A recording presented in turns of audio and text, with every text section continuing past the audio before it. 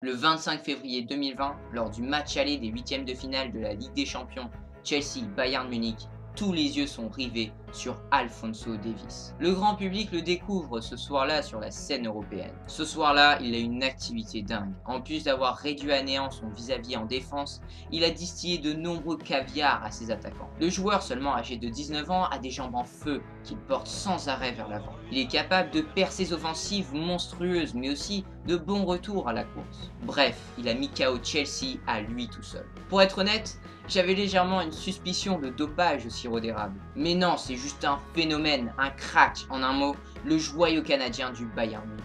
Mais comment ce joueur est-il arrivé à ce niveau si jeune? Quel est son parcours, son style de jeu? C'est ce qu'on va voir dans cette nouvelle analyse. Mais avant de commencer, si t'es un passionné du football, alors je t'invite à t'abonner pour rejoindre Footland, le pays des amoureux du football. Allez, sans plus attendre, on est parti pour une analyse qui s'annonce palpitante. Mais restez bien jusqu'au bout, il y a un petit duel qui vous attend.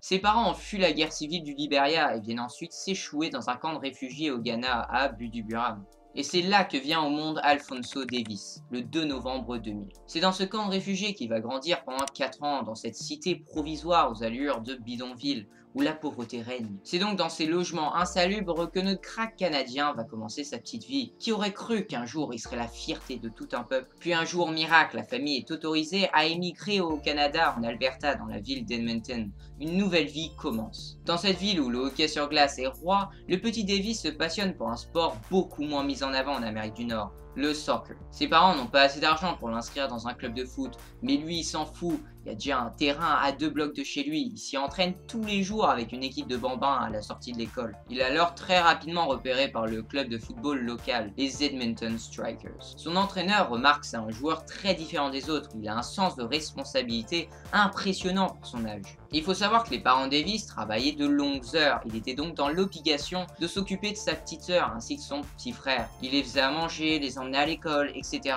Un sens de responsabilité qui l'a beaucoup aidé dans le futur. À 14 ans, le surdoué est engagé par le grand club de Vancouver, les Whitecaps, qui évoluent en MLS. Il rejoint alors l'académie de cette équipe, mais un an et demi plus tard, il signe son premier contrat professionnel avec les Whitecaps, à seulement 15 ans. Donc c'est un garçon très intéressant et extrêmement précoce. Mais avant de continuer, il faut que vous sachiez qu'Alphonso Davies ce n'est pas un latéral gauche de formation.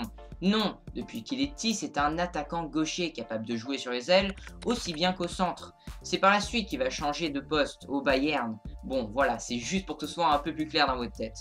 Fin de la parenthèse. Il fait donc ses débuts avec l'équipe réserve des Whitecaps en USL, la deuxième division nord-américaine. Il y marque le premier but de sa carrière pro à 15 ans et demi. C'est alors le plus jeune joueur de l'histoire de la ligue à avoir marqué un but. Il commence ensuite dans l'équipe première des Whitecaps à l'âge de 16 ans. Il fait donc ses premiers pas en MLS. Il faut savoir que la MLS est une ligue extrêmement physique, il faut donc développer son physique pour pouvoir y participer et performer. Et justement, Alphonso Davies, c'est un joueur extrêmement endurant, donc pas de problème pour lui. L'année 2017 fut plutôt une année d'apprentissage pour Alphonso Davies. Son entraîneur, Kyle Benson, ancien coach des Whitecaps, lui faisait confiance et voyait que ce joueur avait quelque chose en plus par rapport aux autres. Il lui donnait un petit peu de temps de jeu à chaque match, 20 minutes par là, 15 minutes par-ci, ce qui lui permettait de s'habituer au rythme de la compétition. Et ça l'a particulièrement aidé car c'est l'année suivante qu'il explose vraiment. Il marque 8 buts et délivre 10 passes décisives, il est donc extrêmement important pour son équipe. Bon, je suis sûr que vous vous dites derrière votre écran, ouais, 8 buts et 10 passes décisives,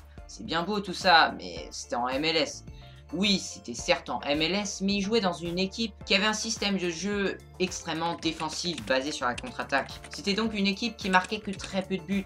Donc franchement, marquer 8 buts et délivrer 10 passes décisives, ce n'est pas si simple que ça. Mais je suis d'accord que ça reste la MLS. Donc même avant avoir touché le sol européen, le voilà adoubé par le roi de la MLS, Zlatan Ibrahimovic. Je lui vois un avenir brillant, a déclaré le géant suédois, qui était à ce moment-là la star du Los Angeles Galaxy. Et ce n'est pas le seul à l'avoir remarqué. Hassan Salihamidzic, ancienne gloire et directeur sportif du Bayern Munich, lorgne sur lui et va à tout prix recruter le Canadien. C'est chose faite au mercato hivernal 2019, il est alors recruté pour 10 millions d'euros par le Bayern Munich. C'est un immense talent, nous attendons beaucoup de lui, affirme le directeur sportif du club bavarois, après l'avoir arraché aux Whitecaps. C'était quand même un gros saut de directement passer de Vancouver au Bayern Munich, c'est pas le même niveau. Le gars, ça faisait juste 6 mois qu'il explosait vraiment en MLS. Il aurait pu facilement se perdre dans un gros club comme le Bayern Munich. On a vu d'autres joueurs qui sont partis un peu trop tôt de la MLS comme Balou Dabla, qui est parti directement de l'Impact Montréal au FC Barcelone.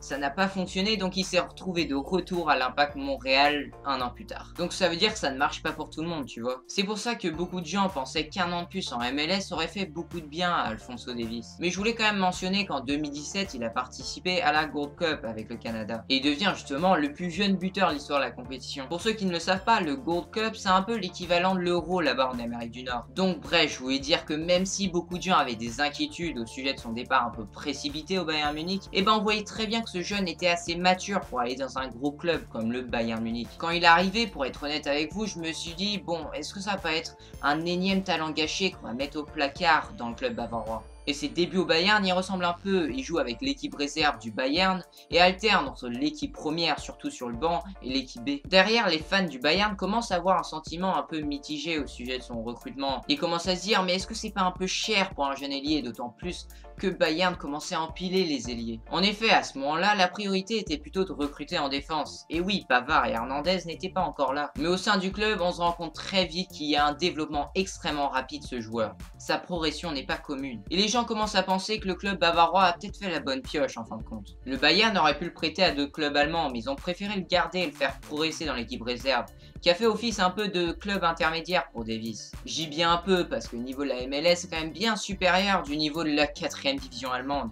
Faut pas exagérer, la MLS est quand même un bon niveau, même si on est encore loin du niveau des 5 grands championnats, c'est vrai. Je trouve que c'était une gestion très intelligente de la part du club allemand, cela leur a permis d'inculquer aux Canadiens la culture du jeu du Bayern. Ils l'ont donc gardé dans l'équipe réserve qui avait un fort objectif, la montée en 3e division. Une montée qui a été validée à la fin de la saison. Donc en plus de l'apprentissage du jeu allemand et du jeu du Bayern, il a réussi un objectif qui était la montée en 3e div. Et tout ça a fait qu'il a pu être en confiance au vu de son deuxième objectif, s'installer durablement en équipe première. Un deuxième objectif également réussi puisqu'il s'installe en équipe première pas longtemps après, même si avec Niko Kovac c'est un peu compliqué au début. Cependant, au fur et à mesure, le coach du Bayern se rend compte que le Canadien peut lui apporter non pas au poste d'ailier gauche mais au poste de latéral gauche. C'est là toute la grosse surprise d'Alphonso Davies, c'est qu'il va être capable de s'adapter à ce nouveau poste, à ce choix du coach. Quand il était à Vancouver, il jouait ailier gauche. Quand il est transféré au Bayern, il est recruté en tant qu'ailier gauche. Et finalement, il explose en tant qu'arrière gauche. Mais comment expliquer ce phénomène? Déjà, il arrive en tant que backup des Kingsley Coman, des Serge Gnabry. L'idée, c'est de faire souffler ces deux joueurs, surtout Coman qui a une fâcheuse tendance à se blesser. Mais en fait, finalement, le problème ne va pas se trouver chez les ailiers, mais plutôt chez les latérales gauches. Et notamment chez David Alaba. Et oui, ça faisait quelques années qu'il était devenu nonchalant, il n'avait aucune concurrence à son poste. Il n'est pas devenu mauvais, disons plutôt qu'il se relâche, qu'il stagne. Il n'est pas du tout du même niveau que le Alaba qu'on a connu dans les années 2013, lors de l'épopée du Bayern Munich en Ligue des Champions. Parce que justement, l'Autrichien n'avait pas ce concurrent qui lui permettait de hisser son niveau. Et Niko Kovac a remarqué deux choses chez Alphonso Davies. Déjà qu'il avait d'énormes qualités en termes de passe, c'est un passeur avant d'être un buteur, mais aussi que c'est un joueur qui a une énorme force physique, il est rapide et doté d'une accélération juste monstrueuse. Et derrière, Niko Kovac se dit, mais avec la force physique, la vitesse de ce joueur qui est en plus dans la force de l'âge, pourquoi pas le mettre au poste de latéral gauche pour offrir une solution alternative à David Alaba qui quand même stagne depuis quelques années. Une solution qui va s'avérer payante très rapidement. En effet, les attaquants adverses ont énormément de mal de creuser l'écart en termes de vitesse avec Alphonso Davies. C'est bien normal. Et justement chez les Whitecaps, ça lui arrivait de jouer par moments dans des phases de jeu en défense. Et il est aussi intéressant de noter que les Whitecaps jouaient principalement en contre-attaque comme je vous l'avais dit. Et là où Alphonso Davies excellait particulièrement, c'est quand il avait de l'espace.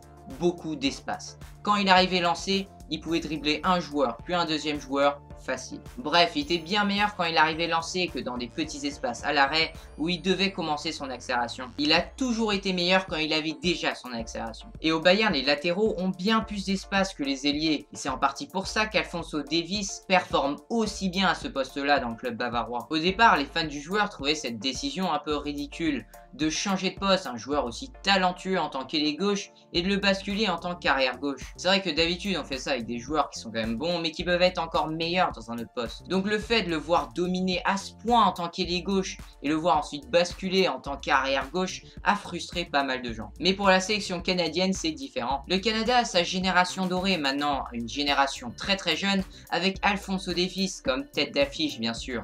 Mais il y en a d'autres comme Jonathan David. Le crack bavarois aurait pu choisir de porter les couleurs ghanéennes ou même du Libéria, mais finalement il a opté pour le Canada. Et c'est quelque chose qui a beaucoup aidé la sélection du Canada, parce qu'il y a plusieurs joueurs qui ont suivi. Plusieurs joueurs qui avaient ce même genre de double nationalité mais qui ont suivi Davies. C'est notamment le cas de Jonathan David justement qui va certainement affoler le mercato estival. Alphonso Davies est donc un peu le symbole de cette nouvelle génération dorée du Canada. Avec la sélection canadienne, je disais que c'était différent parce que là-bas, on a besoin d'un joueur comme Davies à son poste naturel en tant qu'ailier gauche. Mais il a tout de même fait 2-3 matchs en tant qu'arrière gauche avec sa sélection, mais il se sait prendre dans son dos parce que déjà t'as pas la même qualité défensive derrière qu'au Bayern, et en plus il y a tellement de poids qui sont mis sur Davies pour faire la différence en attaque, il a donc tendance à négliger le repli défensif. Mais je pense qu'il serait tout à fait capable de s'imposer en tant qu'arrière gauche au Canada, mais il faut juste qu'il ne se mette pas tout ce poids sur les épaules par rapport au côté offensif, parce que t'as quand même d'autres joueurs qui peuvent faire la différence en attaque. D'autant plus que c'est le poste où il y a le moins de profondeur dans la sélection canadienne. Bah à ce moment-là, ce serait un excellent latéral gauche pour le Canada. Donc revenons au Bayern Munich. À ce poste de latéral gauche, il s'installe très vite dans le 11 titulaire du Bayern. Après 6 petites apparitions en Bundesliga l'année dernière, il a tout écrasé sur son passage pour s'installer définitivement dans le 11 de départ du Bayern, que ce soit avec Niko Kovac ou Flick.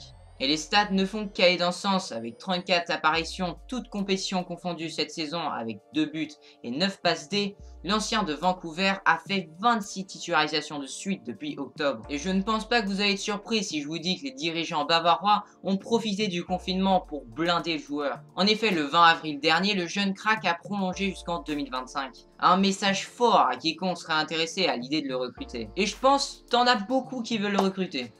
Alors là, pas de problème, hein. Il y en a beaucoup. Mais cette explosion du Canadien pourrait inquiéter bon nombre de ses concurrents, dont notamment Lucas Hernandez. En tout cas, on peut le dire haut et fort, Alphonso Davies, c'est un pari plus que gagnant pour le Bayern Munich. Le plus dur commence désormais pour lui. Le Bayern lui donne quelques années pour se glisser dans les habits encore immenses des légendes du club, tels que le Kaiser Franck Ribéry, Arjen Robben, Philipp Lahm, Franz Beckenbauer, Gerd Müller, Oliver Kahn et bien d'autres. Autant vous dire que c'est bien parti. Et voilà les gars, on touche à la fin de ce focus sur Alphonso Davies. J'espère que ça vous aura plu. Perso, j'ai appris tellement de choses sur lui en faisant mes recherches. J'espère que vous aussi les footeux. Maintenant, vous savez tout sur le joyau canadien du Bayern Munich. Et franchement, je trouvais que c'était un joueur qui méritait d'avoir une vidéo entièrement dédiée à lui, tellement il est impressionnant avec le Bayern en ce moment. N'oubliez pas de vous abonner les gars si ce n'est pas déjà fait. Mon objectif c'est de rassembler le plus de passionnés du football possible. Donc si t'en es un, je te souhaite la bienvenue à Footland. Et si t'as apprécié la vidéo, bah mets un gros pouce bleu, ça aide énormément pour le référencement. Allez, on est parti pour le duel du jour.